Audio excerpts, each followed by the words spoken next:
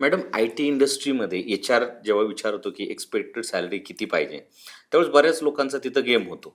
मग नेमकं काय बिघडतं बरं? याच्यामध्ये ॲज पर इंडस्ट्री स्टँडर्ड सांगितलंच पाहिजे. त्याचं रिझन हे की जर आपण एक्स्ट्रा बोललो आणि जर त्यांचं बजेट नसेल, तर आपला सगळा इंटरव्ह्यू फ्लॉप जाऊ शकतो. दुसरी गोष्ट जर तुम्हाला डिमांड करायचीच आहे, तर पहिलं हे बघणं गरजेचं आहे की मला किती जमलंय त्या थ्रूआउट इंटरव्ह्यूजमध्ये. आपल्याला तेवढा तर अंदाज येतो ना, एक 4-5 इंटरव्ह्यू राउंड्समधून, की नाही मला जमतंय, मला येतंय. आणि इथं हे पण ऑब्झर्वेशन केलं पाहिजे, की समोरच्या कंपनीला खरंच किती अर्जन्सी आहे. जर त्यांना फार अर्जन्सी की समजा ते बोलले की तुम्ही उद्याच जॉइन करा. मग समजून घ्यायचं की त्यांना अर्जन्सी आहे. त्या केसमध्ये थोडंफार तुम्ही डिमांड नक्की करा.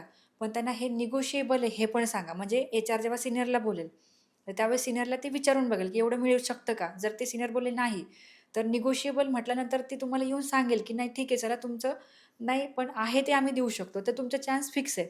पण जर तुम्ही निगोशिएबल नाही म्हटलात, तर समोरचे एचआर म्हणतात की एवढा असेल तरच तो करणार आहे, नाहीतर तो नाही करणार. मग ते नेक्स्ट कॅन्डिडेटला बोलवतात.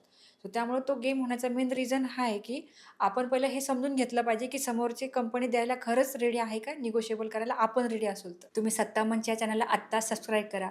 जर तुम्हाला व्हिडिओ आवडला असेल सरांचा आणि सरांचं काम जर तुम्हाला आवडलं असेल, तर तुम्ही ते नक्की शेअर करा.